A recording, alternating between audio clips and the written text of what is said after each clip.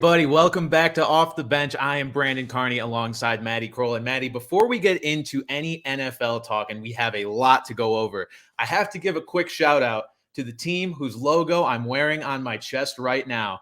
UConn football is bowl eligible for the first time since 2015. And for those of you who don't understand how significant that is, UConn football has won less than 6 games for the past 5 years combined. If you take all of those seasons, I've suffered through some horrible years with UConn football. It is wild to me to see this team who is missing their top quarterback, top wide receiver, top 2 running backs manage to be bowl eligible. Jim Mora is him Mora. That's just how I wanted to start. Him Mora. He's that guy. I'm so excited. But I was going to say, I cannot really tell if you were excited or not.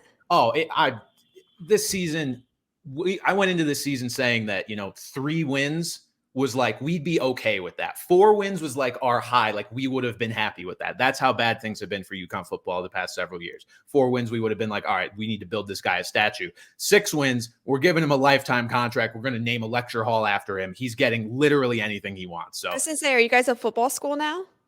That's what Jim Moore, when he got hired, he said, I know this is a basketball school. We're trying to turn this into a football school too. And he's doing a great job. So we'll see you in the Boca Raton Bowl or the Gasparilla Bowl or whatever ridiculous bowl game. But hey, we might be going bowling as long as the committee deems us. Might be going bowling. We're independent. So we don't have a guaranteed spot, but listen, hopefully we get there. Team deserves it. But a lot of good NFL stuff to talk about. I think the biggest thing, Vikings, Bills, Madi, you're a huge Josh Allen fan. What were your takeaways from this game in general before we dive a little deeper into the weeds? Well, I have a new daddy, and his name is Justin Jefferson. Sorry, Josh Allen. Okay, here's the situation. In my humble opinion, Josh Allen should not have played this game. You don't practice all week. You risk the chance of getting injured more. They shouldn't have played him. And I understand that it was technically a big game because now Dolphins are at the top. However, I don't feel like you risk it. You could, tell he wasn't all there. I feel like he pushed to come back this week because he had such a bad previous game, in his opinion, that he was like, I have to come out. I have to make up for this. The issue with that is he played with that hero complex that bit him in the ass. I mean, I don't understand how you have that many red zone interceptions. And the last one, the one that sealed the deal, awful. It was just a bad choice. It was a bad call on his part. So I think that they struggled there.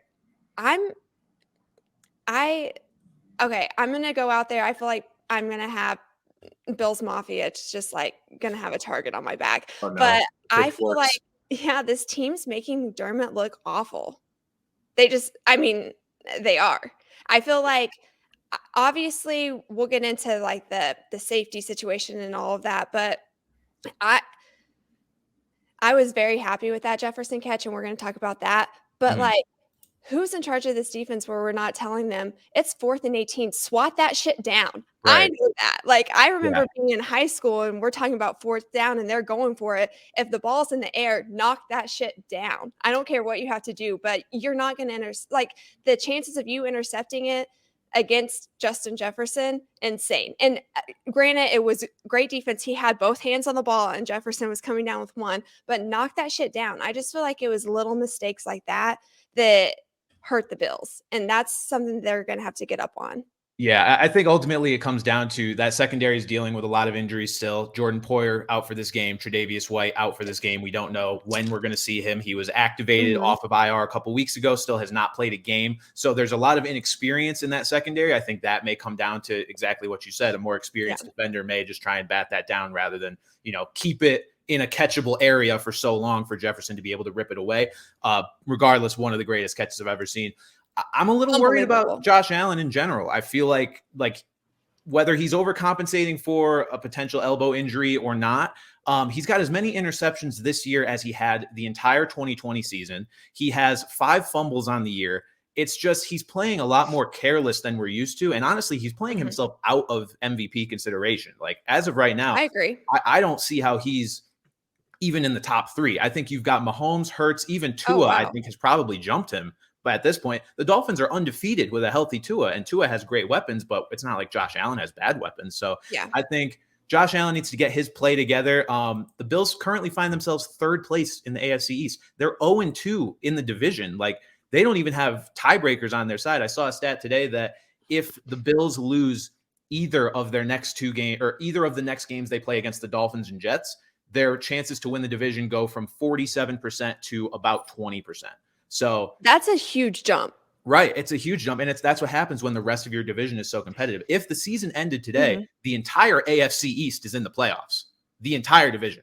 So that just goes to show you how tough the Bills are, how tough of teams the Bills are dealing with. And, they need to get serious. Josh Allen needs to come out and play some of his best games against the Jets and the Dolphins and then even the Patriots, or else the Bills are going to be in trouble. So, but they're going to also have to, because we watched this happen with Mahomes. That's where Mahomes took that bad nosedive, is when he felt like he was the hero and everything depended on him and he wasn't seeing things clearly. So McDermott, somebody needs to stop him, slow things down and say, hey, you have to be able to see the field. And I think that even Bills Mafia, like all of us, the media, we all put it all on Josh Allen. And that's when we're going to start seeing those bad, not well thought out.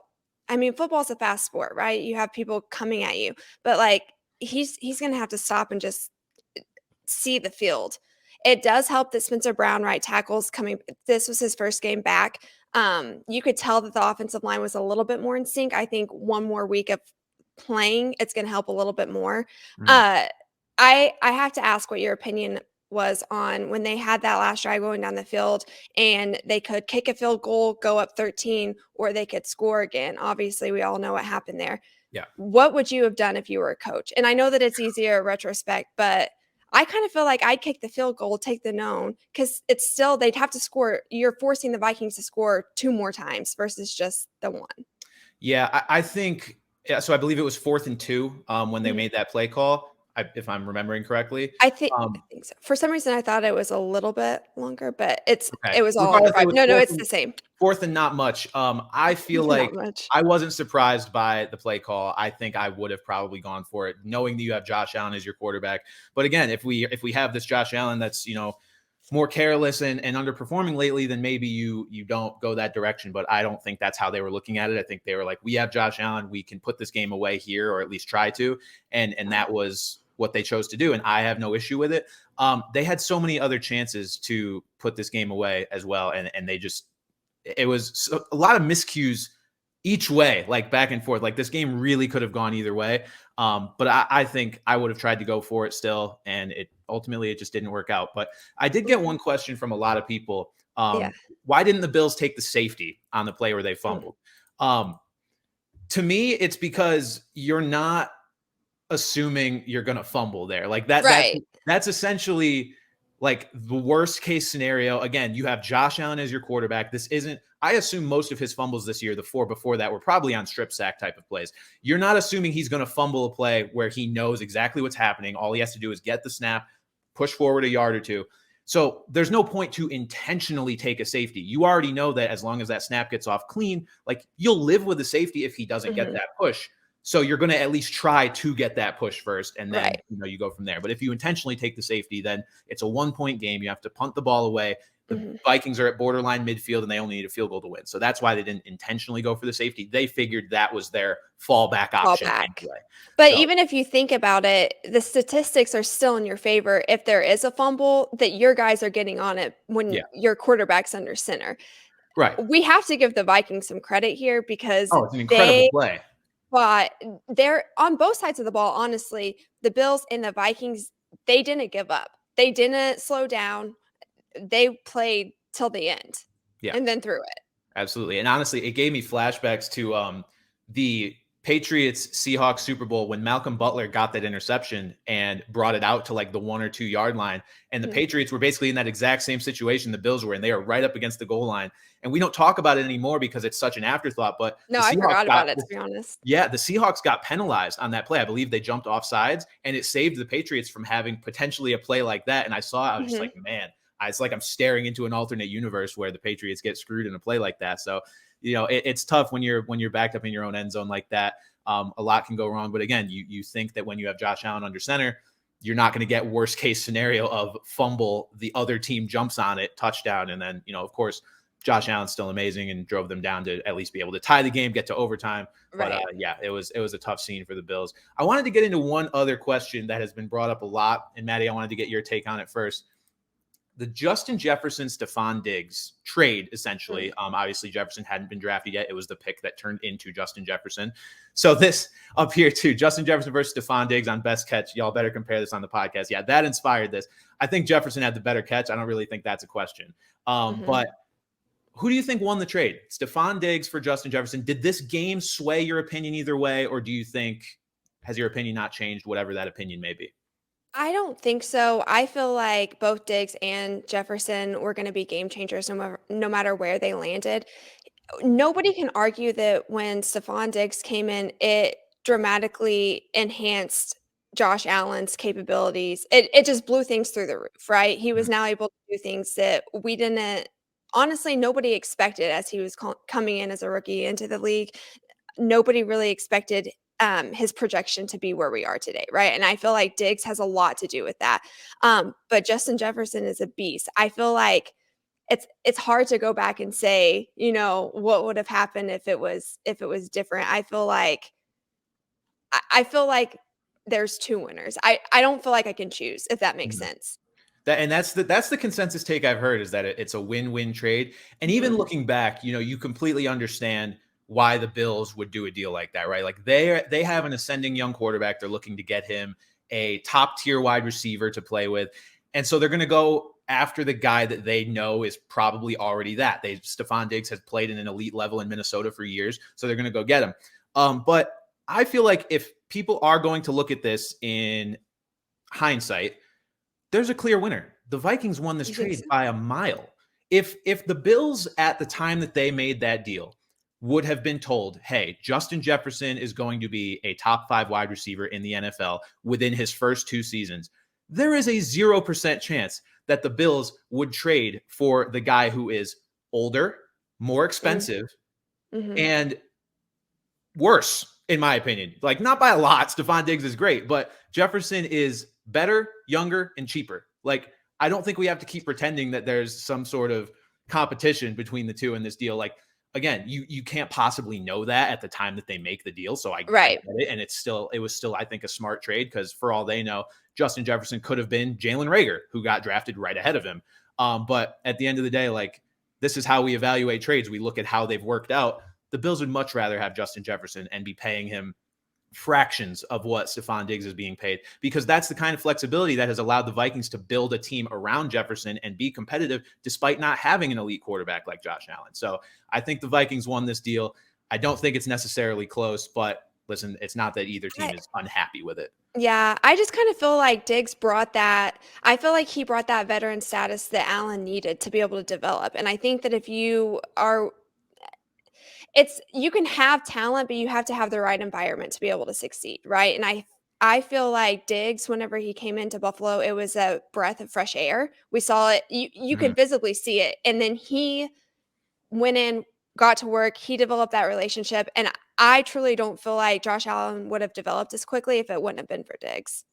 That is fair. I mean, you have how does a rookie receiver factor into that, right? Like, even though it is one as talented as Justin Jefferson, how does that mesh as opposed to a guy like Diggs who can come in with tons of experience in the league? So I do get it from that perspective. One thing that, we touched on and that we can't deny, Justin Jefferson had one of the best catches of all time in that game. Overshadowed the Diggs catch that we were like, that's one of the catches of the year already. Diggs climbing the ladder, bringing down a ball that it looked like he had no business catching, and then 5 minutes later, it's rendered irrelevant by Justin Jefferson. So this brought me to a topic that I wanted to go over. I figured, hey, we're calling it one of the best catches of all time. Let's put our money where our mouth is. Let's see where it lands in a draft of the best catches of all time. So we have compiled a list of a few of the most significant, most impressive catches in NFL history. Maddie and I are going to go back and forth and sort of draft these historical catches over the years. And you guys can tell us after the fact whose list you think is better, who compiled the more notable list of catches, and we'll see what you guys think. So Maddie, I believe you have the first pick for this, as last draft, whatever it was, I think I had the first pick. So you can kick us off. What do you think? I have a question on the rules. Yeah. Is this like, are we going in order? Or are we just kind of going back and forth and talking about them? Well, I guess it would be in order because we're trying to each compile the best list of catches. So like you would want to take right now what you think is the best catch of all time, basically. Oh, okay. So we're going top to bottom. Yes, correct. Okay, cool. How many are we going a piece? 5 apiece. 5 apiece. Okay, now I'm caught up with the rules. Okay. All right. I was talking to Bran about this earlier. I can't remember what game, but Randy Moss, I need to figure it out. It was against the Cowboys, and this man is running full speed ahead. Just, I mean, as fast as he can, goes up, pulls it down one-handed, and just stops to be able to land in the end zone. Just, I mean, I don't know. It would be like if you were watching a roller coaster go and it just quit all of a sudden, except there was no give. He just planted his body into the end zone. I have chills even thinking about it. I kept Googling, trying to figure out what game this is. I don't know the year. I don't know what game. All I know is it's against the Cowboys, and it makes the hair on my arm stand up. Yeah, I mean, listen, you take prime Randy Moss, you would figure he'd find his way onto this list somewhere. So Maddie's taking that Randy Moss catch number 1. If I'm going greatest catch of all time, again, the point of this is to put our money where our mouth is. I'm taking the Justin Jefferson catch. I call it recency bias, call it whatever you want. I wanted to do that. It was 4th and 18. The game is over if he doesn't make that catch. Justin Jefferson goes up, basically makes the Odell type of catch, but with heavy blanket coverage around him, rips it away from the dude. I mean, I don't know what else to say about that. The only thing that would make it better is if it happened in the Super Bowl or something. But like in terms of just being an absolute monster, establishing himself in the annals of sports history, like Justin Jefferson made one of the greatest catches we'll ever see, in my opinion, the greatest catch of all time. I'm putting him there, and I'll build my list off of that. Did it make you want to get in the gym and do some curls? It made me want to run through a brick wall is what it made me want to do. I mean, I drafted this guy with my first fantasy pick this year because I was like, I think he's going to be the best receiver in football, and I think he's there. I think he's there. Hot take, by the way, taking a wide receiver number 1. A lot of the running back truthers going crazy. So I didn't have the first. I didn't have the first overall pick. It was with gotcha. Pick, which was 5th overall. Gotcha. I did take him over Derrick Henry though. I don't know. Hot take. I honestly, it's probably working out for you. Here's the situation. He had a grown-ass man with 2 hands on that ball. He had bunnies. He was up in the air, and with one hand, he curls it down like it was nothing. He was in full control of that ball the entire way down with a grown-ass man hanging on his back. Yeah. It was unbelievable. I agree with you. Okay, I raised you Super Bowl 42, Tyree, helmet catch. I hate you. I hate David Tyree. I hate you. That catch ruined my life for a while. And I've told this story a few times that, you know, I grow up as a Patriots fan and people assume you're spoiled. You've seen all these Super Bowls, whatever. I didn't start following football until that season. It was, you know, I was peripherally following the NFL, and then I see the Patriots are going undefeated. My grandpa was a fan. I was like, cool, I'll start watching football. That happens. And then a few years pass. We'll probably get this one drafted in a little bit too. Manningham happens, and the Giants just keep trying to ruin me. So great pick. Very much worthy of a spot in this draft. The picture where he's like this, what more do you do?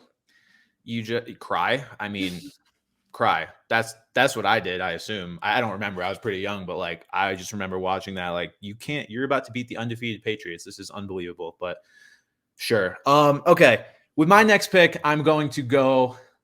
I'm trying to type this out so I don't use the same one as you also. Yeah, another. So I do have that list. I compiled a huge list of a bunch of catches. I think it's in our chat as well. But so mine, this one I expect. I was curious to see if this would go before or after Jefferson, but I'm happy to have both of these catches. I'm going to take Odell's catch against the Cowboys. I think that one was kind of the modern era, like best catch of all time. I think it held that crown, in my opinion, until yesterday. So like 2016? Let's see. What was the date I have on it? It was November 23rd, 2014. Oh. So again, you know, much lower stakes than a catch like David Tyree's. It was not in the Super Bowl. It was in a nondescript game against the Cowboys, second quarter. Giants were up 7-3, whatever. But the catch itself, Odell's being held. The defender got called for pass interference. I believe it was Brandon Carr of the Cowboys. And I just remember I wasn't even watching the game live at the time. I was outside and I checked my phone and I just see Twitter is exploding. And I'm like, what just happened? What do I need to see? And then lo and behold, Odell reaching back like a gymnast, and I was just in awe of that catch. That's probably the last time we've even had this sort of discussion brought up amongst mainstream media of best catches of all time until now. I think that one just kind of held the crown for like 9 years. So that's my second pick. I will take the 2 LSU boys with my first 2 catch picks here. I'm trying to find the date for this one, and I can't remember. It was Super Bowl. Ben Roethlisberger. I don't know why I just said that. So weird. To San Antonio Holmes. Yes. Great What pick. year was that?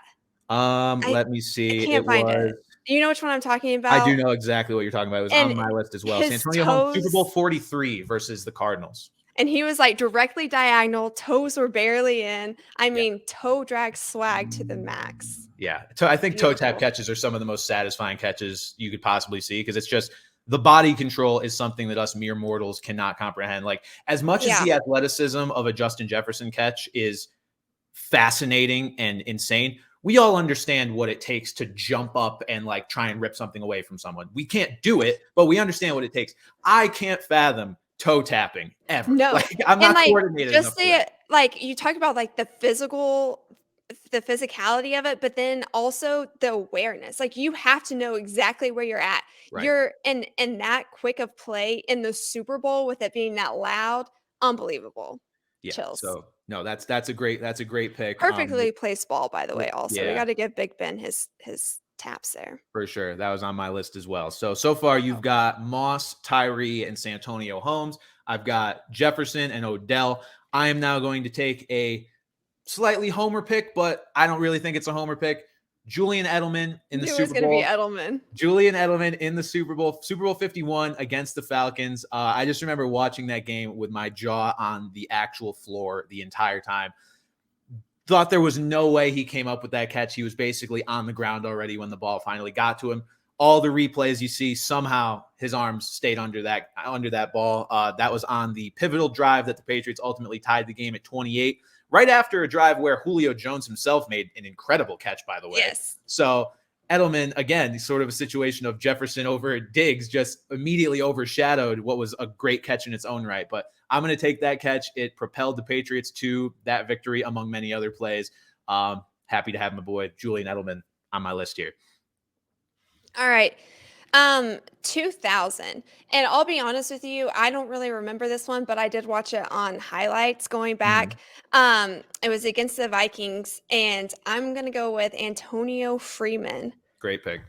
It came off the cornerback, not once, twice, and just beautiful finish. Yeah, so that catch, that reminded me a lot of another one I have on this list too. But yeah, Antonio Freeman was basically on the ground, bounced off his own back. He got the ball back, and the defender thought he's down, or I think the defender thought it was incomplete. So just bails on the play. Freeman gets up. The announcers are confused. They're like, oh, they're gonna call that a catch, and then they replay it. It's clearly a catch. It's awesome seeing those. I love the different types of catches that we have on this list too. Like, you've got the ones that are jumping, you've got the ones where they're on the ground somehow getting their arms underneath it, and then you've got the ones where they're just, it's almost, I can't call it luck because that's crazy coordination on Freeman's part to keep with that ball, but just, different types of not give up on catchers. it. Yeah, so that was an amazing catch as well. Sorry for the sirens. They're arresting me for having too good of a list. I thought maybe Russell Wilson was doing his let's ride stuff again. Yeah, he's set something on fire, cooking the Danger Witch again. All right, my next pick. Let's see. What do we want to go with here? I'm going to take, out of respect. Well, actually, hold on. Mario Manningham hasn't been drafted yet. Okay. And we're going to go Manning the Manningham. I'm sad, but I feel like I'm way too biased if I let it fall any further. So I'm going to go with Mario Manningham. Basically, David Tyree part 2, different type of catch, obviously not a helmet catch, but again, sets up a Super Bowl victory for the Giants when it seemed like they were not headed that direction, to take the Patriots down for a second time in my lifetime. Damn it. So Manningham's got to be on this list. I'll take him with my number 4. Oh, number 4. Didn't Eli Manning get a lot of crap for that? For what reason? For that game? Well, Eli Manning gets a lot of crap for these games because he gets bailed out by ridiculous catches that he has no business getting bailed out by. Similar to what I think happens to Kirk Cousins on a regular basis, but it is what it is. It is what it is. I have one more, right? Yep. Well, this is your final pick. Oh, this is making this hard then. Got a few good options here. And there's one I'm going to address if neither of us draft it too, but I have a feeling I'm not going to take it. Let's go COVID year. Hopkins versus Bills. Great pick. Great pick. Should I go? Maybe we'll do an honorable mention. No, I'm content with that. I'm content with that. I'm happy with that pick too. And I feel like Hopkins needs this hype up after this past weekend. Yeah, that's I love the plays that are from the regular season too, because to me, regular season all-time great catches speak more to how great the catch itself was than the stakes that were behind it. Yeah. Which is why, I want to address this right now. If there's any older listeners out there, you might yell at me for not having the immaculate reception on this list. I'm sorry. I don't want to put a catch on here that was purely luck and purely based on stakes. It was awesome that Franco Harris was right place, right time for that catch. Yeah. It really was. It was an incredible play. But to me, it's a greater play than it is a catch. Like DeAndre Hopkins going up and ripping the ball down in triple coverage because he's simply better than you is cooler than a fullback being in the right place at the right time. So that's just how I feel about it. And it gets so much play everywhere. It does. Like, but how many times have we seen it and we weren't even thought of at the time that took place? Yeah, you think immaculate reception, if it's called that, has to be on the list, but no, this is my list. I declined. Madi also declines. So we're going for the more impressive catches, whether the stakes are there or not. Some of these catches have both, and that's what makes them great. But for my final catch, so I'll reveal a few that I have on the list. There's actually not too many that we haven't covered. So another one I had was Calvin Johnson versus the Bengals in 2013. Very, very similar to the Hopkins catch. Basically the same thing. Went up triple coverage to catch it. Thing is, it didn't win the game. The Bengals actually went down and won the game after that. But just another case of triple coverage. I'm better than you. I'm ripping this ball down. That's not going to be my pick. My pick is going to be one that I thought was going to break my heart again, much like the Giants did several times, and was very similar looking to the Antonio Freeman catch. Jermaine Kearse, Super Bowl 49, set up that beast mode. What should have been the beast mode run on the 1 yard line ultimately led to a Malcolm Butler interception. But Jermaine Kearse, if you'll remember, fell down, basically picked the ball up off his chest. And again, the announcers were like, wait, that didn't hit the ground? No, it didn't. So that would have gone down as one of the best catches of all time. I think it's just the fact that the Patriots ended up winning that Super Bowl that it kind of gets lost to history, much like the Julio one in the Falcons Super Bowl. It's funny how much the result of these games can impact how we remember each catch. Again, back to immaculate reception. People remember it because they won the game, and it was an incredible play. But I do have one honorable mention. Yeah, absolutely. I wasn't going to go. Doug Baldwin, 2016, jumps out of the stadium to pull that ball down and made Russell Wilson look good. Honorable mention. That's the two that I was kind of fighting back and forth between. But I like Hopkins better, so. That's a great pick. All right, so our draft is complete. I definitely know we're going to want to have a graphic made of this one because I think this was my favorite draft that we've done. I think this was just a fun topic brought up off of the Jefferson catch that we've had. So my picks, just to recap, I had the Justin Jefferson catch from this past weekend at number 1, the Odell catch versus the Cowboys at number 2, Julian Edelman, Super Bowl 51 versus the Falcons, Mario Manningham, Super Bowl 46 versus the Patriots, and Jermaine Kearse, Super Bowl 49 versus the Patriots. I think that's a very solid list. Madi, I think your list is very solid as well. So we will see who ultimately comes out on top here. We're going to let the people decide. Let the people decide. And then coming off, you guys see me shivering, just so you know, I left last night and I forgot to turn on my heat, and I came back to my apartment at 59 degrees. So that's why I'm also choosing to drink iced coffee. We're going to ignore that, but it's a little chilly in here. That is the best way to warm up, is with iced coffee. So science says so. Anyway, coming off this conversation too, I think this leads nicely into another topic. Odell Beckham. So I drafted his catch with my second pick. Obviously one of the best catches of all time. Odell's looking to get back on the field here pretty soon. He was fully cleared this past week, and he has his team list down to, I believe, the Cowboys, Bills, Chiefs, Giants, and 49ers. I think it was Adam Schefter reporting that he was looking to whittle this list down this week, whether that means sign or just remove a couple teams from this list. I don't know. He's not running out of time to sign, but it's at this point, it's like, what are you waiting for? So, pick a Maddie, team. who do you think Odell ends up with, and who do you think is the best fit? And do you think those are the same answer? What are your thoughts? It's tough because I feel like the Cowboys will go above and beyond to make it happen. I feel like best fit and where I think that he might end up is with the Bills. And I say that because one, you have Von Miller, who's doing everything he possibly can to persuade him to be in Buffalo. But the Bills have a great chance at making it to the Super Bowl, being a Super Bowl contender. I know that we talked about it earlier. That division is incredibly tough. But if you look at the other side of things, the Cowboys are going to have to knock out the Eagles. And right now, that's not looking like it's going to be an easy task. So I feel like knowing OBJ, he wants to go to his best shot at being able to get another Super Bowl. Yeah, I would agree. I did tweet this weekend, when I saw that list of teams that he had whittled it down to, I was like, does Odell think the Giants are contenders? Like, as much as the Giants have a very, I don't want to say likely, but possible path to making the playoffs, I don't think anybody really thinks they're Super Bowl contenders this year outside of maybe some of the Giants faithful. So if Odell is, looking to get another ring, if he's truly ring chasing and wants to be on a really competitive team, I don't think Giants are necessarily in consideration. I don't think the 49ers need him. Obviously, the more weapons, the better, but they just traded for Christian McCaffrey. They got Deebo Samuel, Brandon Ayuk, George Kittle. You can add them, sure. Embarrassment of riches is always nice, but I don't necessarily see them outbidding these other teams who actually have a very clear spot for Odell. Right.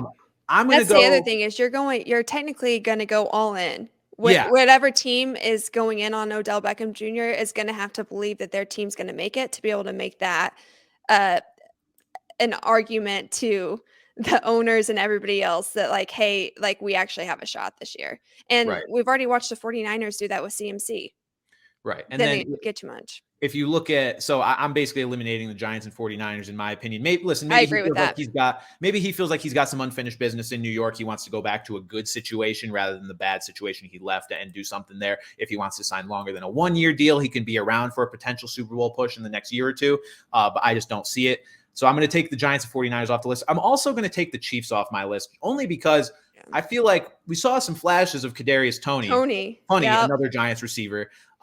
When I saw that the Chiefs made that trade, I was like, they're going to turn him into an absolute monster, and we're all going to have to suffer the consequences of it because the Giants gave away a guy who put up one of the most dominant single-game performances I've ever seen against, I believe it was the Cowboys last year with Mike Glennon at quarterback. Now he has Patrick Mahomes. I think the Chiefs are deep enough at wide receiver that they don't necessarily need him as long as Juju is going to be okay after that scary hit yesterday. Yeah, They've got Juju, they've got Kadarius Toney, they've got Marquez Valdez-Scantling, they've got Mecole Hardman whenever he gets healthy. We're going to count Travis Kelce as a wide receiver also. Of course, yeah. He's a favorite target there. He's basically a receiver, so I don't think that. I do think it comes down to Cowboys-Bills, and I guess just to be different, I'll go with the Cowboys. I do think that Jerry Jones is going to be very persuasive as much as maybe Von Miller is. Jerry Jones can be persuasive with his wallet. And also, the Bills have the least cap space in the league right now. So, that never really prevents teams from making competitive moves. They can always figure something out. But I do think that's at least a minor speed bump, whereas the Cowboys are 9th most cap space in the league. So they should be able to pay Odell pretty easily. There's a spot for him to get in there right next to CeeDee Lamb and line up in 2 wide sets pretty much as soon as he's healthy. Michael Gallup, good player, but not a guy who's going to prevent Odell from seeing the field if he's fully healthy and back to his old form. So I do think the Cowboys make sense, but the Bills make just as much sense, especially now that they're third in the division. I think both of these teams are going to feel compelled to make a move that will let them win the division and be competitive beyond that. So, neither of these teams are currently first place in their respective divisions, and I think Odell can put either of them over that hump. What's your guess on when we'll have a decision made by OBJ? I don't know. I feel like I said, it's what is he waiting for, right? Like I agree. I think if he's fully healthy, why not sign this week? Give yourself as much time to acclimate to the offense as possible. Help your team before they get to the playoffs. Like all these teams are basically playoff locks at this point anyway, unless shit absolutely hits the fan. But like you want to help them get the best seed possible. And for the Cowboys and Bills, there's really no time to waste. So I feel like we'll see him this week. Yeah. If not next week at the very latest. If he's fully cleared, there's no reason for him to wait any longer. I agree. So that is our Odell prediction. Next, we've got a big headline. We talked about this quite a bit. This news broke as we were recording last week. Jeff Saturday, new Indianapolis Colts head coach, interim head coach, wins his debut. I mean, this dude comes off of the analyst desk, comes off of whatever ridiculous high school he was coaching, and wins a game in the NFL. Maddie, what do you take away from that? I mean, my biggest takeaway is that Irsay wanted Reich out immediately. Yeah. I mean, okay, so we've all heard the rumors, or most of us have heard the rumors that Reich was being forced to start Ellinger over Ryan. And then we have Saturday come in, and his first change is that Matty Ice is back on the field. Okay, so that tells me that there was just some harsh feelings, and Frank was on his way out anyways. I think that it helps that Jonathan Taylor was doing Jonathan Taylor things. And in my opinion, like, I want to root for Saturday, but at the same time, like, he wasn't backed into a corner where he had to make these game time, game management decisions. So I don't really know what he's bringing to the table as a head coach yet. I think that if anything, what we need to be talking about is respecting the Colts assistant coaches, because they were all passed up for this position, right? But they're the reason why the Colts went out and won this game. Right. I mean, they're the stability in this franchise, right? Like, Jeff Saturday had a few days to be like, hey, I'm your new head coach. Let's go win a football game. And half of that was taken out with press. Right. Exactly. The assistant coaches were the ones there, smoothing over that transition process. So I totally agree with you. Listen, I don't want to sound like too much of a hater. My big takeaway is that they faced the Las Vegas Raiders, who are maybe the most dysfunctional, or at least second most dysfunctional. Sorry. Renfro and Waller are out. What'd you say? Renfro and Waller were out this game. Right. Yeah. Renfro and Waller were out. The Raiders are as dysfunctional as it gets. McDaniels is still on the hot seat in his first year as head coach. I think they ran into a pretty soft opponent, and their upcoming schedule, they got the Eagles this week. They got the Steelers after that, Cowboys, Vikings, Chargers, Giants, and then they finish with the Texans. Not an easy schedule. If Jeff Saturday can pull off wins beyond just, let's say, the Texans, they can definitely win that game. That's at home. It's at the end of the year. And then at home against the Steelers in 2 weeks, I think is a possibility as well. Although TJ Watt's back, that defense is nothing to mess with anymore. If he can pull off wins beyond just those, then we can talk. But for now, I don't know how much this really shows, other than he faced the Raiders, and the Raiders are bad.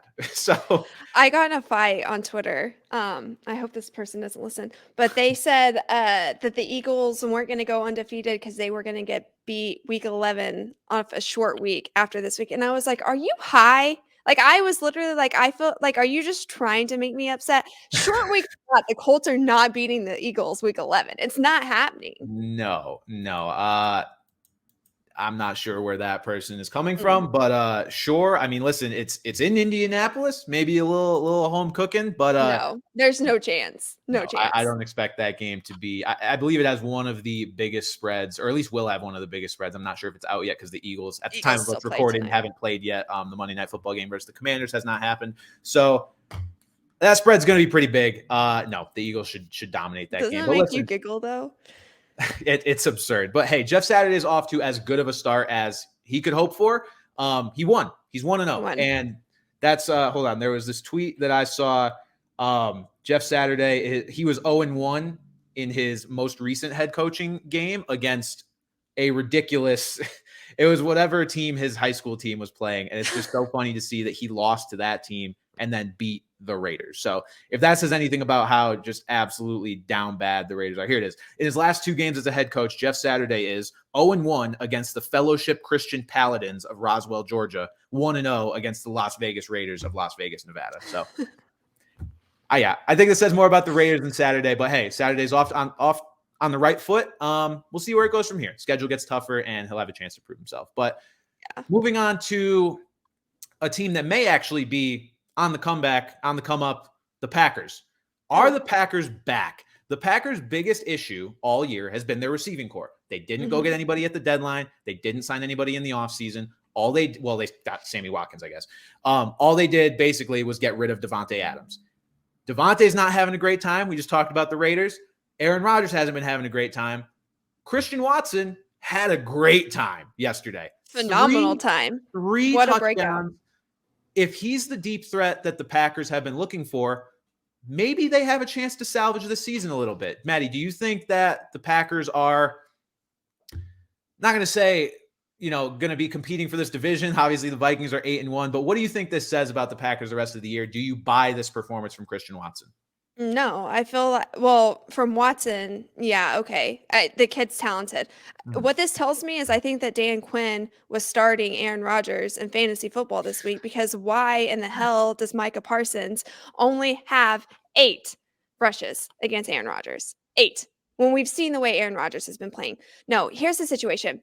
What sealed the deal for me in thinking that the Packers are screwed this season was the post-game interview when a reporter asked Aaron Rodgers, they were like, hey, we saw you going off even though you guys won. What was that about?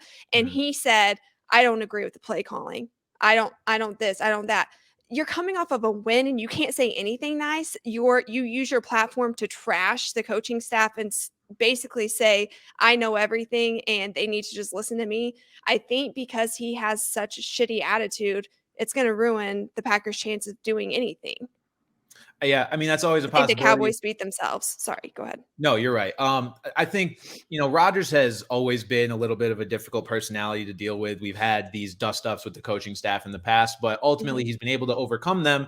I believe even in Matt LaFleur's first year, where there was so much alleged turmoil between him and LaFleur trying to get on the same page, Packers still went 13-3. So it doesn't necessarily preclude them from winning games. I think this year it's just been a combo of he may be, not getting on the same page with coaches, with teammates, and their roster is a little bit lesser than it has been in the past. But listen, I'm optimistic for the Packers. I don't think a playoff appearance is in their future by any means. Again, they have to run a little bit of a gauntlet themselves. Well, I won't call it a gauntlet, but they face the Titans next week. That won't be, or Thursday Night Football, actually. That won't be an easy game. Then they're at Philly, and then they're at Chicago, who Chicago's playing well. They're going to want to make a statement in that division. So yeah, I'll be interested to see, but I don't think this was a fluke from Christian Watson at the very least. I don't think so either. I think the Packers may have figured out a little bit their receiving core for this year. If Christian Watson can keep playing like this, he's a young kid. He was a first-round pick. This is what they thought he would be. He's gotten healthy. It's the second half of the year for a kid trying to learn a new playbook, acclimate to the NFL. If you look at just the box score, you see, I believe it was 4 catches total. 3 of them were for touchdowns, deep touchdowns, 2 of them. And it might seem a little one was a bomb. Yeah, one was a bomb. Gorgeous throw by Rodgers. By the way, that was the Rodgers of old that we saw. Yeah. I just think, although that stuff may look a little fluky, big plays, you never want to rely on them. If they can actually get those big plays here and there, that's going to change a lot for them. And if he can mix in a few more catches, of reasonable distance as well, maybe they have themselves a new wide receiver 1. That's what they drafted him to be. This is really the first time he's shown that he can be that. I'm optimistic for Christian Watson. I'm optimistic for the Packers to be a more competitive team down the stretch. I don't think we're going to see any more remnants of this 5-game losing streak that they just broke. They were losses against the Giants, Jets, Commanders, Bills, and Lions, several pretty rough teams, at the very least, not super crazy teams in that list. So I think they'll be better going forward. I like what I saw from Christian Watson. And sticking in the NFC North, Justin Fields, the Packers are going to have to go up against him in a couple weeks, but Justin Fields does it again, and they lose. Justin Fields has been a fantasy revelation. This guy has been, I think, the fantasy QB1 over the past 5 weeks. Man, I should have claimed this dude off waivers when I had the chance. But, Maddie, how do you feel about Justin Fields' outlook going forward? I actually saw Dan Orlovsky this morning say that Justin Fields could play himself into MVP consideration. How do you feel about Fields and the Bears the rest of the season? I think that that's a bold take to say that he could play himself into MVP consideration. But I think that Justin Fields has some talent. I think that there's a few areas that he obviously needs to polish up on. We saw that bad pick 6, but we saw 2 crazy, beautiful rushing touchdowns. And then I want to talk to you about Cole Kmet because Mhm. I saw a stat that said in the past 2 games he's had 4 touchdowns or something like that, and Kyle Pitts this season has had 3. Wow. What's with the blind side here? That was not where I thought this was going at all. But I sure. wanted just a true, authentic reaction. It goes to show you how much tight end production is just reliant on the offense as a whole. If the Mhm. offense as a whole is functional, is scoring a lot of points, it's going to lead to points for the tight end. Yes, I wish I had Cole Kmet right now. And it's funny because I actually follow this guy on Twitter. His name it's at Coupe Fiasco, and he's like a fantasy Great Twitter football name. tight end analyst, like specifically. It's great. He Mm. dives super deep into it. And so he actually wasn't recommending Cole Kmet this week, even after the performances last week, because he's blocking on such a high percentage of snaps, but he's Mhm. kind of pulling a Robert Tonyan where it doesn't make any sense with the sample size that he's getting. He just Yeah. keeps finding pay dirt over and over and over again. And it doesn't seem repeatable, and yet he keeps doing it. I think it's just a byproduct of Justin Fields going nuclear, which was Yeah. unlikely in itself, and yet he's doing that. Yeah, listen, Cole Kmet, he's probably got more fantasy points on the year now than Kyle Pitts does too. And so I want to crawl into a corner and cry and use my Kyle Pitts jersey as a handkerchief before I burn it. So The thing about Justin Fields I think is so impressive that kind of sets him apart from like a Lamar Jackson is his reaction time. I mhm. don't know I don't know if it's intelligence. I don't know if it's just the way he can visualize the field, but especially for somebody who doesn't have that much experience in the NFL, and then you're talking about on a team that's hasn't been considered the greatest. His reaction time and decision making is pretty good. He needs some improvement in some areas, obviously, like we talked about, but the kid's gonna be really good. Yeah, I agree. And I mean, I think, I thought it was an overreaction a couple weeks ago when we were already declaring him like the best quarterback from that draft class. But now that he's done this for 4 straight games, the NFL itself is a small sample size. They only play 17 regular season games. I Yeah. think Justin Fields is pretty safe to say the best quarterback from that class now. Like, Yeah, who's his I agree. competition? The only thing I'm seeing is that maybe Trey Lance could get to this point eventually. He still hasn't played enough to know, but Mhm. he's more special than Mac Jones. He's more special than Davis Mills, I think, obviously. Rather have him than Zach Wilson. Trevor Lawrence, I'm still optimistic for, but after what you've seen from Fields, I think he's QB1 from that draft, and I don't even think it's close anymore. Yeah, Um, especially right now. yeah, so Justin Fields is a beast. Excited to see what he can do the rest of the way. Don't know that MVP is going to be in the cards, but hey, I I love have the optimism, Dan. one question for you before we Yeah. move on from Mhm. Bears Lions. I feel like such an asshole asking this. Is Goff did he play that much better, or did Amon St. Brown make him look good? Jared Goff is decidedly mid. I'm not ever really going to think Goff is any better than very, very, very mid. I think getting Amon-Ra St. Brown back healthy. What was Amon-Ra's stat line in that game? 10 catches for 119 yards. Okay. So yeah, I mean, the He tore games it where up. Amon-Ra plays, Goff plays better. And at the end of the day, Goff still was only 19 for 26, 236, 1 touchdown, QBR 78.4. Like, sure. Amon-Ra's going to help, but Goff is just still meh. A lot of Meh, quarterbacks I'd take over Goff. I think if meh. their record, I think this game's actually interesting because now they're 3-6. You look at, are they going to be able to get into like the top 3 NFL draft picks and have a chance at one of those elite level quarterbacks? Because if not, we may just have another year of Goff by default. So Yeah. I think before this game, I kind of assumed the Bears would win this game. It was in Chicago. Bears have been hot, and the Lions would be sitting here at 2-7. But instead, the Lions are kind of playing themselves out of one of those top quarterback picks now. They may have to either go with Goff or target a quarterback a little bit later. But no, I'm not sold on Jared Goff. The announcers were going off about Goff looks like a different player, and I'm like, nah. Amon-Ra Yeah. St. Brown is back and is making Goff look like a different player. Yeah, no, I'm not convinced at all. So we'll go from former Ram to current Ram. The Rams lost Cooper Kupp. First of all, this game was gross. It was John Wolford versus Colt McCoy, the backup versus backup bull. And then a backup at one point because we had a little bit of Trace McSorley mixed in there as well.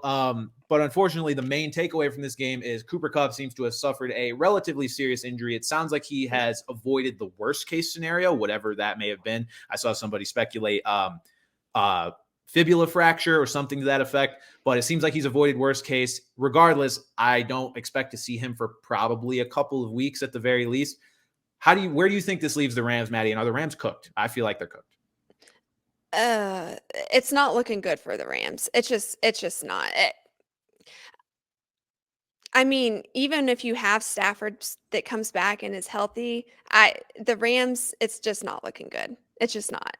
They haven't looked good all season, and then this was kind of the downfall. I mean, the only reason that they've even been competitive is because of Kupp. And the early reports that are coming out that I saw earlier today were a minimum of like a 3 to 4 week miss. So we'll see. You don't want to rush him back either. And then also in this game, Ertz went down. So I know it's the other side of the ball, but that's a big loss, especially in the fantasy world for a lot of people. Yeah, it's definitely tough. You would think going into that game, both teams starting their backup quarterbacks, the fan bases are both kind of just probably waving the white flags. Like, listen, can we just get out of this game? I don't really care who wins. Get on to next week and we'll figure it out. But this isn't going to be fun for either of us. Turned out to be way less fun than anybody could have imagined. Both teams losing major offensive weapons due to injury. And yeah, the Rams, they're sitting at 3-6, defending Super Bowl champions. They're not making the playoffs. Like, they're not going to have Kupp for the next, like you said, if it is 3 to 4 weeks, if it's longer than that. Their upcoming games are at the Saints. I mean, they can still pull that game out. The Saints are reeling themselves. They don't really know what they're doing at quarterback. But then we've got at the Chiefs versus the Seahawks. You assume those are both probably losses with how well those teams have been playing. Yeah. Raiders, they can win that game. Packers, Broncos, Chargers, Seahawks. Strength of schedule is not the worst, but it's not the best. But this is a team that it's just they're reeling, and I don't see them getting back on track enough to make the playoffs. I think it's over for the Rams. This is a gap year, if anything, for them. It's a gap year. Did you see the meme? This is going back to the Cardinals, but it's like Kyler Murray ruled out for injury due to, and it had in parentheses, it's like modern warfare, whatever. I almost sent it to you because I was like, this is a brand meme. Listen, Warzone 2 comes out in 2 days. Warzone 2 comes out in 2 days. Maybe Kyler had to level up some guns before that. I know for any of you non-Call of Duty players, you have to level up guns while playing multiplayer so that you could have them be effective when you play Warzone. So it's been letting a lot of people, multiplayer's been out for a couple weeks. Kyler may be grinding away. Maybe that was, I don't know. Maybe that was why he was out. Maybe that was what he was spending some time doing. I wouldn't be surprised. Kyler doesn't generally play too well after the Call of Duty games come out anyway, so maybe it's a good thing he missed this game. Cardinals came out on top. So I did read an article that was like McCoy and Murray out, and I was like, all right, listen, you guys just dropped how much money on this man? They're not going to roll to a backup quarterback after one game, but keep going, especially against the Rams, who were missing how many starters? Yeah, so that game was gross. Rams probably cooked for the year. And then I want to move on to a game. I just thought this was funny because I didn't realize this. So the Buccaneers won in Germany. Came on top over the Seahawks. Seahawks. Sorry, brain's breaking. Beat the Seahawks. Tom Brady throws the first ever touchdown in Germany. We had that horrible trick play as well. These are just a couple of notes I had from the game. I just want to say this. Tom Brady gets a divorce from Giselle. Giselle's German. Tom Brady goes to Germany, immediately becomes the face of German American football. The only game to ever be played there, throws the first touchdown there. And now, I'm just going to say, probably hooked up with some German girls while he was there. I'm just saying it's a huge slap in the face to Giselle, and it's very funny to me. So I feel like that's a storyline that I should have focused on before the game, because I would have bet the Bucks by 1,000,000 if I had made that connection. But I realized it after the fact. I was like, man, Tom Brady is making all these headlines in Germany playing football right after he divorces his German model wife. So well, and now he gets to say he's won in how many countries? What was it, like 4 that they said, or 5? 4? Has he played in 4? I didn't realize it was like, it's unbelievable, his stats. But no, that trick play, absolutely terrible. That's staying in Germany. They are not bringing that back. They're not bringing that back. I was doing my weekly little fantasy football stream while that play was going on. So I look up, I have a TV right above me, and all I see is a target coming Tom Brady's way while he is being covered by Tariq Woolen. That is what are we doing? Tariq Woolen can cover any receiver in the NFL effectively. He's been the second best rookie corner in the league behind Sauce Gardner. Like, why are you even throwing that? If Tom Brady doesn't fall down, that's still getting picked. I don't understand what's happening here. You only throw that if it's literally wide open. Otherwise, you just have the greatest mismatch in football history. So I don't know what was going on there. I don't know that. Yeah, that page of the playbook is getting left in Germany. That I'm not reminds sure. me of, like, whenever you're playing backyard football with your friends and your friend's dad comes out and is like trying to whoop up on you guys because you're young, but really Yeah, he's old and has bad knees. So all you got to do is get him off balance a little bit. That's what that looked like to me. right. I did see a tweet that Tom quoted the play or like referenced the play and said, if I didn't trip, I was going Moss over the top for 6. I was like, No, you were yeah, not. right. Tariq Woolen's picking that off regardless where you are in the field, Tom. I don't know who came up with that play, but I assume they left that person in Germany as well. One more thing before we get into this week's game picks, super quick. We touched on them already. I almost forgot to put this in the show sheet because I just don't care anymore. Weekly Kyle Pitts update. I don't have much more to say about the guy. 2 catches for 20-something yards. He played on prime time, Thursday Night Football. What do you do? What do you do? There's nothing more to do with Kyle Pitts. He's bad every week. I come on this podcast. I talk about how he's bad every week. I think I'm probably going to go back to not starting him again. Like last week, I was like, oh, I'm down with the ship, whatever. But no, I'm tired of hearing how many air yards he gets, even though they don't convert. I'm tired of him not being on the field in situations. I'm tired of the Falcons throwing the ball with a personnel grouping that does not include Drake London or Kyle Pitts, because I don't know. Feels like Arthur Smith's game planning a lot of the time is all about catching you off guard, or at least like having decoys and doing things you don't expect. When it's like at the end of the day, a lot of the most successful NFL teams are successful because they run plays that you might know are coming, or at least you know who the ball is going to, and you can't stop it anyway. I feel like he needs to lean a little more on that rather than like, oh, I've got Kyle Pitts, but I'm never going to throw it to him because that's what they want us to do. Like, dude, just throw the ball to your best player. That's all I have to say. I'm emotionally removing myself from the Kyle Pitts situation. I have no more hate toward him or the Falcons about it because I've been through it for too long. At this point, if you own Kyle Pitts in fantasy, it's not a dynasty league, drop him. It's over. It's over. I kind of feel like my beef, you have beef with Kyle Pitts. I have beef with Arthur Smith. I feel like Arthur Smith hates fantasy football and he's just trying to give a big FU to the entire community. Even Cordell Patterson tweeted out, like, did you see that where he was like, fantasy fans are mad at me? And I quote tweeted, I was like, no, our beef is with Arthur Smith. Like, why are you giving the ball to, like, what was it, like a fourth, like a running back number 4 that was in the roster depth? Why can I not talk? Depth chart? Depth chart. Thank you. I was like, roster depth? That's not even a term. I was literally cussing at the television, and it was a gross game to watch anyways. But no, my beef is now with Arthur Smith, and he looks like a bad cartoon character that was brought to life. Well, you got Cordero Patterson, who last week was his first game off of IR. He scored 2 times. It was almost 3 times. This week against the Panthers, you give him the ball 1 time in the second half. Like, what is that? I just don't know what he's doing on the offensive side of the ball. And again, Arthur Smith and the Falcons in general have gotten a pass for a lot of the year because, in my opinion, they already have as many wins as I projected them to have for the entire season. Yeah. Actually more. I figured they'd go 3-14. They are 4-6 now. But, I feel like this is also a little bit of a reality check. They lost a game at the Panthers. Yes, it's at the Panthers, but they are really struggling. Fired their coach midseason, PJ Walker at quarterback. They got run all over by Deonta Foreman, who, in fairness, is a pretty good little player. But this is a reality check. If this might be who the Falcons are, and maybe they were just kind of getting lucky in some of the games that, we were like, oh, maybe Arthur Smith is a good coach. Like, he's not doing things we expect him to do on offense, but, it's working out. It's catching up to him. And I think it's going to keep catching up to him. And this is no longer, again, bitter fantasy owner perspective. This is just, dude, you have these players, like, stop trying to get so cute. Throw to Drake London, throw to Kyle Pitts, run with Cordero Patterson, probably get Desmond Ridder in there because Marcus Mariota was brutal in that game. He just cannot throw the ball. It's almost like he's trying to be Bill Belichick, but he's just failing epically. Like, how with Bill, everybody kind of knows Patriots. It's a little stressful to pick anybody off the Patriots in fantasy just because the share's so even across the board and you really don't know who the ball's going to all the time.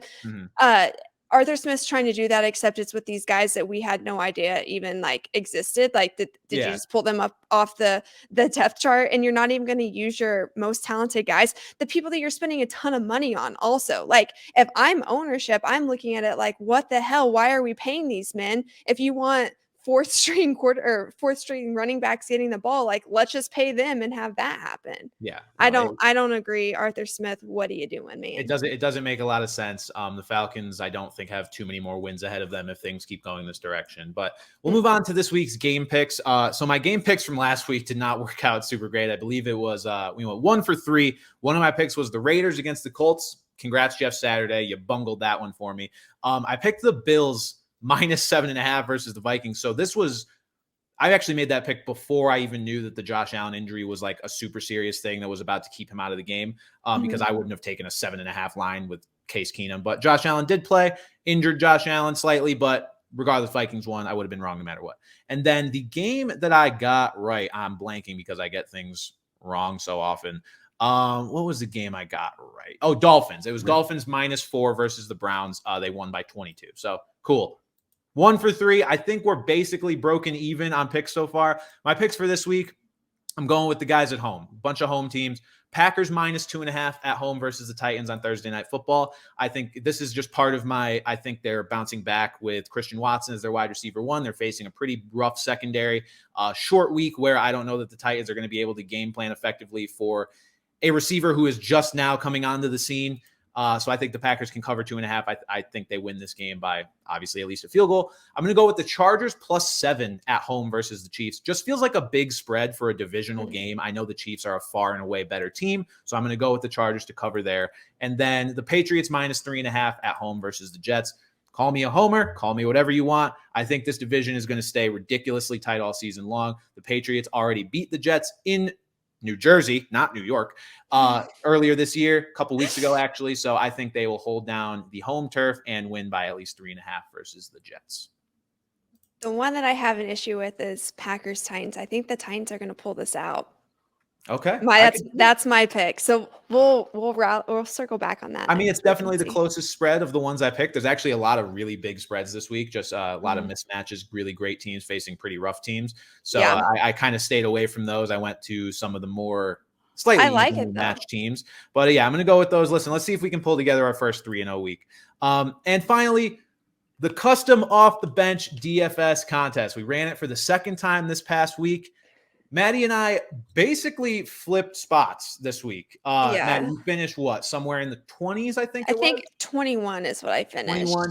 I finished 49th, which was literally one spot of being in the money. So, hey, I'll take it. It was funny. We were going into the 4:00 games, and Maddie and I had very similar amount of points. I believe, although after we talked about it, Jamal Williams scored a touchdown that puts you a little further ahead of me. But I was like, hey, I've got Cooper Kupp and Mac Hollins still to go. You've got it was Samori Toure, and I was only down by 6-7 points. I was like, I should have this. And then lo and behold, I don't know what possessed me to keep Cooper Kupp in with John Wolford at quarterback. But it didn't work. Cooper Kupp went for like 2 points. Mac Hollins, I think, also went for 2 points. So Maddie finished ahead of me this week, but we were both in the money. So with a goose egg, might I say. If I would have even had anything with my flex, I probably would have finished a little bit better. I do want to share this though, because I had put out a video on my Twitter asking people to join the DFS league, and Jody Pasco is one of the ones who joined. He's never played DFS before, but he had a little with FanDuel. It makes you enter in that $10, right? But our league was only $5. So he had a little bit more. And he messaged me yesterday and said, so I entered that lineup in a larger tournament. This is the person who won in our DFS league. I entered that tournament I entered that lineup in a larger tournament and won $10,000. I've never won anything like that before. And the funny thing is, if I would have never made that lineup if you wouldn't have invited me to play in your game. So thank you. Damn. Jody, congratulations. Because that is amazing. This is why we play. It's so much fun. I love to see it. I'm so excited for you. It was a great lineup, obviously. Yeah. So this was Jay Pasco that won our league you're talking about. Yeah, that lineup. So it's funny. He actually shared this with both me and Maddie. Fields and Saquon Barkley seemed like two pretty obvious plays this week, right? Great players against awful defenses. They both went off. Fields for 40, Saquon for 22. But the rest of his lineup is where we need to talk about. Jonathan Taylor, 23. Christian Kirk was a relatively cheaper play compared to those guys. 27. Amon-Ra St. Brown for 17. George Pickens 13. Cole Kmet was a difference maker as well. 21. Tony Pollard for 20, and the Steelers for 10 points. Congratulations, man. And hey, listen, guys, if you've ever been debating whether you should join one of our contests, it might help you win $10,000 in a different contest. This is the best advertising we could have possibly got. This dude dropped 194 points, his first time ever playing DFS. That is ridiculous. $10. Right. That's wild. For comparison, I was still in the money with 119 points. So that shows how much he's just blew us all out of the water. It was incredible. So congratulations. That's incredible. Yeah. So if we're keeping a tally, Maddie and I are 1-1 head to head. We're going to go at it again this week. Just keep an eye out for the details. We'll tweet it. We'll post it on Instagram, all that good stuff. I think we had about 92 entries this week. So let's try and get it over 100 this week. That should be our goal. So we had 97 week 1, 92 this week. We're hovering around the mid 90s. Let's see if we can get up to 100 plus people. And like we said last week, you have a really good chance of winning money. Almost half of the people who entered, actually over half this week of the people who entered won money. So, you can make at least like a $3 profit or so on your entry. So, again, run through the details really quick. $5 entry, maximum 150 entries. I think we might've done 125 this week, but it didn't fill anyway. So that's okay. $100 for first place, $50 for second. And then you can win. I believe you get at least $8 if you place anywhere. So yeah, keep an eye out for that. These DFS contests have been really fun. And for somebody whose main fantasy league has been sabotaged by Kyle Pitts, it's fun to have something to root for fantasy wise again. Yeah. Finally, last but not least, we've got our viewer questions of the week. I took a couple of you guys' questions from my Instagram DMs. This one I just thought was an interesting quick hitter. Who is worse, Hackett or McDaniels? Maddie, which of these coaches are worse? They're in the same division. They're both awful. They're both awful. I feel like they're not getting any help from their team. I feel like it's Hackett. I feel like I'm leaning a little bit towards Hackett just because McDaniels has kind of had a crummy situation. But I feel, Hackett, I think, is my number one. I still go back to you paid your quarterback how much and you're choosing to kick the ball. What was that, week 2 that happened? That was week 1 or 2, wasn't it? Week 1. And that's what I go back to with Hackett. And I know that you're a new NFL coach, but honestly, this is bottom of the barrel with both. Yeah, it's not good. And I was talking with our producer before the podcast that the Broncos, if they had simply scored 18 points in all of their games this year, they'd be 8-1. 8-1. That's how incompetent their offense has been as opposed to their defense, which is insane because their head coach is a former offensive coordinator. So correct. There's just another level of incompetence there that I think slightly surpasses the Raiders. Don't get me wrong, McDaniels has been awful, but I'm just going to give Hackett the edge there a little bit. I agree.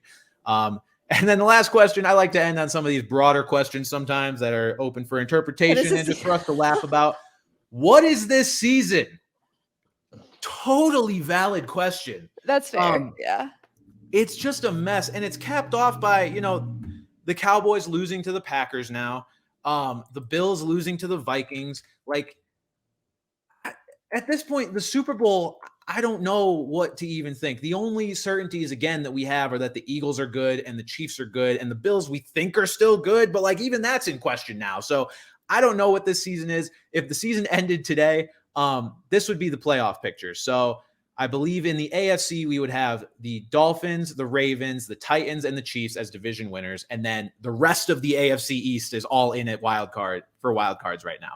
Then in the NFC, you got the Eagles, the Vikings, the Buccaneers, and the Seahawks as division winners. And then the wild cards would be the Giants, the Cowboys, and the 49ers. I think in the NFC, it now is shaping up to be a little less ridiculous. The only real shocker there, I think, is the Giants. But even them, only one shocker out of 7 playoff teams isn't too bad. But this season in general, I have no idea. I don't know who pressed the random button. I don't know what weird Madden simulation we're in. It's a mess. There's a lot going on.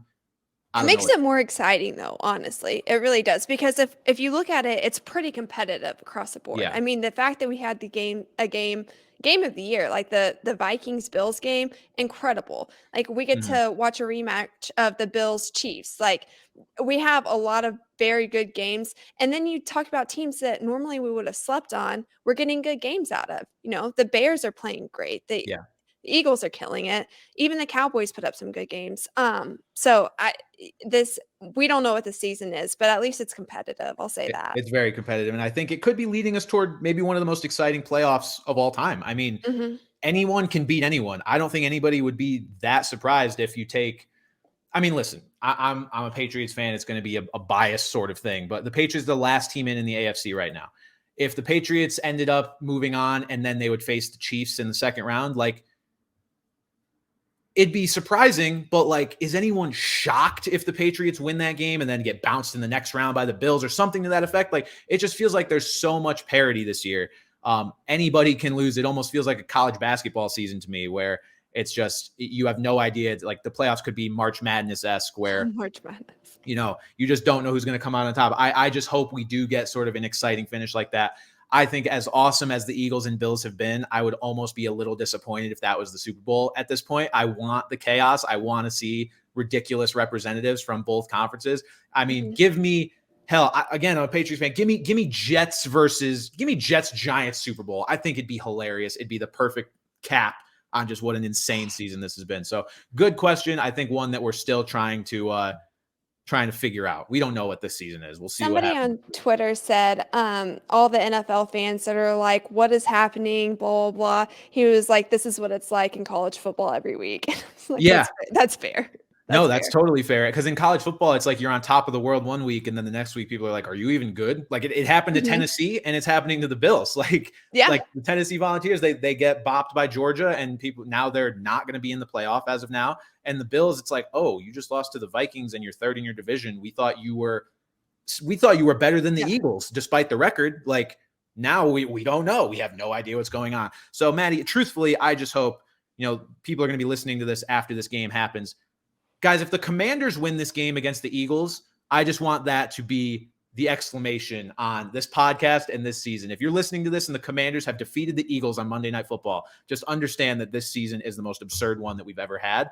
And I just think that would be very appropriate. Not going to happen, though. It's not going to happen. Fly, Eagles, fly. Fly, Eagles, fly. But that'll do it for this week. Maddie, any parting thoughts for our Off the Bench listeners? No, join us in DFS because it's fun. I can't wait for this week. I'm going to make top 10 this week. It's going to happen. Top 10, man. I was knocking on that door. Oh, one final thing on DFS that I almost did, and I'm really upset I didn't. So I did realize before the 4 p.m. games kicked, not realize because I knew, but it said in my brain that John Wolford was starting for the Rams. I was like, do I really want Cooper Kupp in there?